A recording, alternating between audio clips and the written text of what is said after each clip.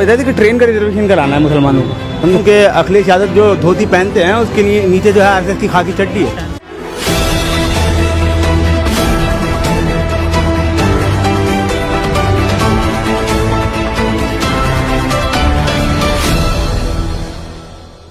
जनसोच में आपका स्वागत है। जनसोच आज मुरादाबाद में आया हुआ है और मुरादाबाद की जनता का मूड जानेगा। 2022 नज़दीक है, लोग और जनता भी और सरकारें भी, यानी जितनी पार्टियां हैं वो भी अपनी कमर कसे हुए हैं। और मुरादाबाद की एक खास बात हो रही है, इसे पीतल नगरी कहा जाता है। इंडिया के अंदर सबसे ज़्यादा एक्सपोर्ट मुरादाबाद करता है। और यहाँ का एक नाता और है प्रधानमंत्री नरेंद्र मोदी का, कि उन्होंने कहा था प्रधानमंत्री नरेंद्र मोदी ने कि हमारा क्या फ़कीर आदमी है, झोला उठा के चल देंगे। ये 2016 और 17 की बात है, जिस वक्त के विधानसभा चुनाव उत्तर प्रदेश में चल रहे थे। अब हम वही पूछेंगे क्या वो झोला भर गया है, जनता से पूछेंगे कि वो झोला भर गया है या अभी खाली है, कि वो झोला खाली लेके जाएंगे या फिर भरा हुआ भेजेंगे। तो पूछेंगे हम इनसे। और उत्तर प्रदेश में 2022 में किसे वो अपने प्रदेश का मुख्यमंत्री देखना चाहते हैं, किसे देखना चाहते हैं, क्यों चाहते हैं, वो सब बातें हम पूछेंगे। आप सभी का जनसोच में स्वागत है। हमारा पहला सवाल ये है कि जो 4.5 साल हो चुके हैं मुख्यमंत्री योगी आदित्यनाथ को अपना कार्यकाल चलाते हुए, उनके कार्यकाल में आपको क्या अच्छा लगा और क्या बुरा लगा? देखिए, मुख्यमंत्री जी की जो योगी आदित्यनाथ जी की बात करें तो सिवाय सांप्रदायिकता के और कुछ नहीं हुआ है। विकास तो बहुत दूर रहा है इन 4.5 सालों में। अगली सरकार हम वो चुनना चाहेंगे जो विकास करती हो, ना कि बात करती हो, ठीक है, और जो सांप्रदायिकता से दूर हो, जो सभी की बात करती हो और राजधर्म को निभाती हो। और देखिए, यहाँ के जो विधायक थे रितेश गुप्ता जी, 4.5 साल में अब तक सिर्फ उन्हें वीडियो, होर्डिंग और फोटो के अलावा कहीं नहीं देखा। जनता के बीच कभी भी वो नज़र नहीं आए। मेरी बात करें तो मैंने वाकई उन्हें कभी नहीं देखा। आपने उनको नहीं देखा, ठीक है। तो क्या कभी आपने उनसे मिलने की कोशिश की? क्या कभी आपने उनके मकान पर जो उनका आवास है वहाँ पर जाकर के धरना दिया कि आप इस परेशानी में हमारे साथ क्यों नहीं है? देखिए, हम तो आम जनता हैं। आम जनता का काम पिसना है। नहीं, सरकार का मतलब होता है जनता के लिए, जनता से, और जनता की बात करेगी वो, ठीक है। अब वो विधायक साहब अगर नहीं आ रहे तो जनता को चाहिए ना कि अपना हक जाके ले। बिल्कुल। तो कभी आप गए? देखिए, मैं एक बार जाना हुआ था मेरा, जब आधार कार्ड के सिलसिले में, सिर्फ वही एक टाइम पड़ा है, उसके लिए जाना हुआ। तो माननीय विधायक जी अपने जो उनका ऑफिस है, कार्यालय पर, वो नहीं मिले थे, ना ही उनका कोई बंदा हमें बैठा हुआ मिला था। आपसे बात करें तो अगर हम पूछें कि 2022 में किसकी सरकार बन सकती है तो आप क्या कहेंगे? देखिए, अभी तो कहना पॉसिबल नहीं होगा कि किसकी सरकार बनेगी, लेकिन कोशिश यही रहेगी।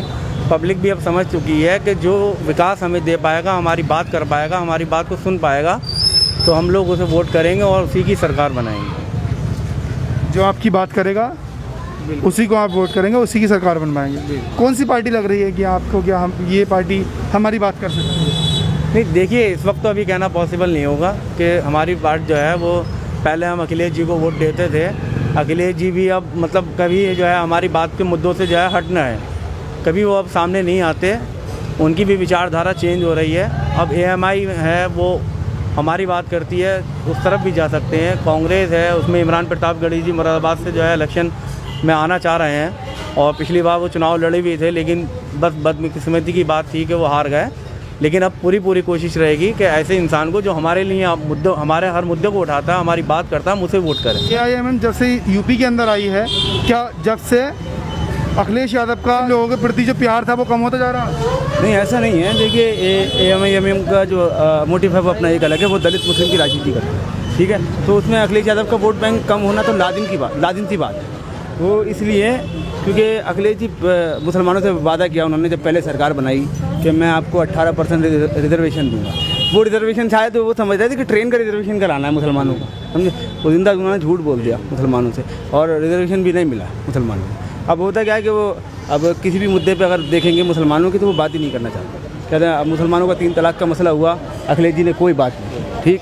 और मुसलमानों का कॉमन सिविल कोड का मसला हुआ, मुसलमानों ने वो अखिलेश यादव ने कोई बात नहीं, ठीक। आजम खां जो है कई साल से जेल में पड़े हैं, अखिलेश जी के मुंह से कोई अल्फाज उनके नहीं निकले ही नहीं है, ठीक है। वो या तो असदुद्दीन ओवैसी ने जो है आवाज़ उठाई थी तो आजम खां के लिए, या फिर इमरान प्रतापगढ़ी वहाँ पर देखने उनको गए, उनके घर वालों से हालचाल जानने गए, बस इतना सा मतलब है। अगर हम बात करें 2020 में दिल्ली के अंदर दंगे हुए थे, ठीक है, 1 साल तक असदुद्दीन ओवैसी उन दंगों के बारे में नहीं बोले, ऐसा क्यों? तो देखिए, अगर 2014 में मेरे ख्याल में मुजफ्फरनगर दंगे भी तो हुए थे, उसमें भी तो अखिलेश यादव कुछ नहीं बोले थे। नहीं, अभी तो असदुद्दीन ओवैसी की बात चल रही है, वो क्यों नहीं बोले? नहीं, जवाब तो दोनों तरफ से लेना है ना। अखिलेश जी अगर असदुद्दीन ओवैसी अगर दिल्ली दंगों पे नहीं बोले हैं तो मौजूदा सरकार भी तो अपने मौजूदा सरकार में जो दंगे हुए हैं उस पर कौन बात करे, उस पर भी तो बात कीजिए ना। वो तो अभी सत्ता में नहीं है, अभी सत्ता में नहीं है, लेकिन अखिलेश यादव तो सत्ता में थे ना उस टाइम, तो और उन्होंने जो है बात ही नहीं की है मुसलमानों की। तो बताइए आप कहाँ से चले? तो सरासर नाइंसाफ़ी हो रही है। और दूसरी चीज़, असदुद्दीन ओवैसी साहब जो हैं वो आ रहे हैं धीरे धीरे, और जब आएंगे तो इंशाल्लाह देखिए कामयाब भी होंगे। सारी बातें, आदमी मेहनत करता है तो कुछ ना कुछ मिलता है। सपा सरकार जो है, मुसलमान एक भरोसा बनाया हुआ था सपा सरकार पे हमेशा से, और उसे जिताता आया है पूर्ण बहुमत से। ये आपने भी देखा होगा कितनी बार मुसलमानों की ही वजह से सरकार बनी है, लेकिन हमेशा उसे एक लॉलीपॉप दिया गया है। मुसलमानों को हमेशा एक लॉलीपॉप क्या था? जैसे रिजर्वेशन की अभी भाई ने बात की, वो वाकई ऐसा समझ रहे थे कि जैसे रेलवे का रिजर्वेशन देना हो कि अभी टिकट बुक करें और दे देंगे। हालांकि ऐसा कुछ भी नहीं हुआ, ना ही किसी मुद्दों पे बात करी। अगर उनके विकास की बात करें, ना ही उन्होंने कोई हॉस्पिटल हमें ऐसा दिया, ना ही मुसलमानों के लिए कोई यूनिवर्सिटी बनाई, ना ही कॉलेज बनाया। कुछ भी शिक्षा के जो है उसमें कुछ भी काम नहीं किया, ना ही स्वास्थ्य विभाग उसमें कुछ काम किया उन्होंने।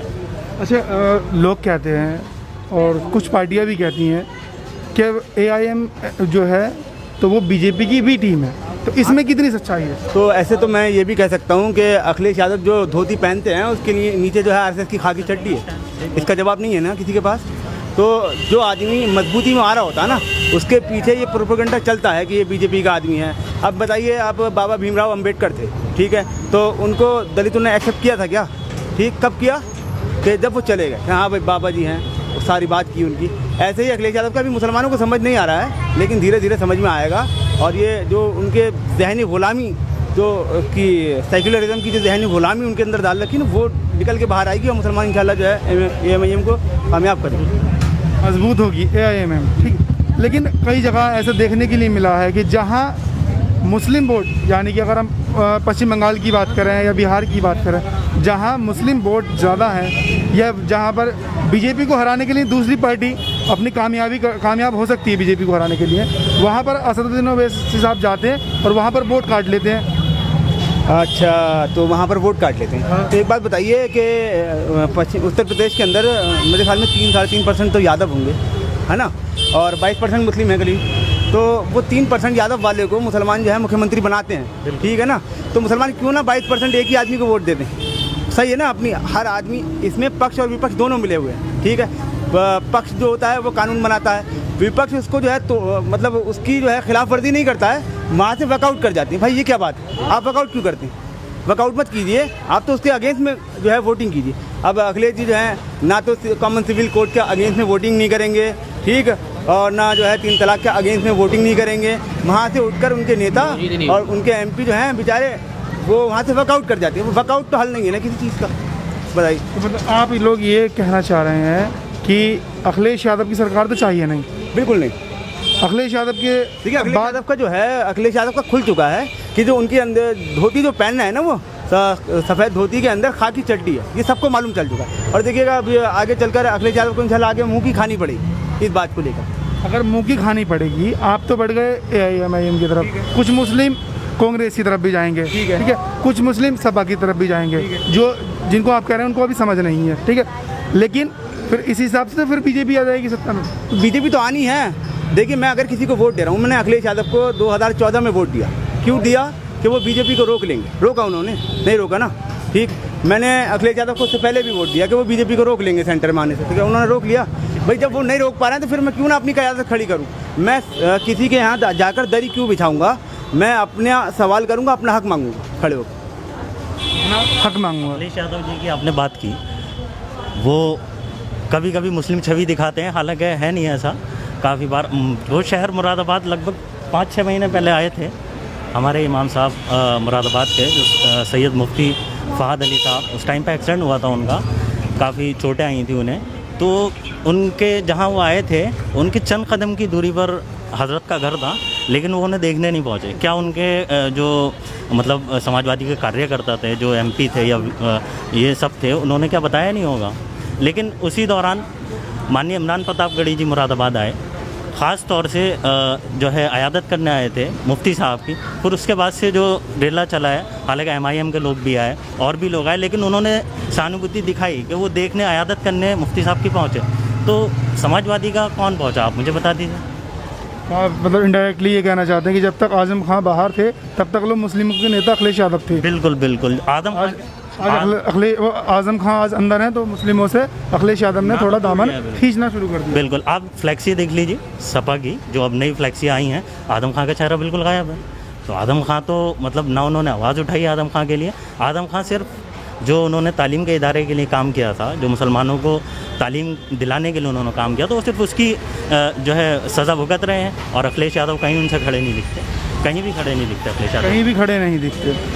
तो AIM पार्टी को आप वोट करना चाहेंगे? क्या आप उसकी सत्ता मतलब उसकी सरकार उत्तर प्रदेश में देखना चाहेंगे? हम तो विकास देखने आएंगे, जो विकास की बात करेगा और जो कौम की बात करेगा हम उसका साथ देंगे। मुरादाबाद की जनता जो है, वकील रशीद जी हैं जिन्होंने धरना लगाया था ईदगाह में, 55 दिन का NRC का धरना चलाया था। और अभी कटघर में जो मॉब लिंचिंग हुई थी उसके लिए भी उन्होंने काम किया और लोगों को जेल पहुँचाया।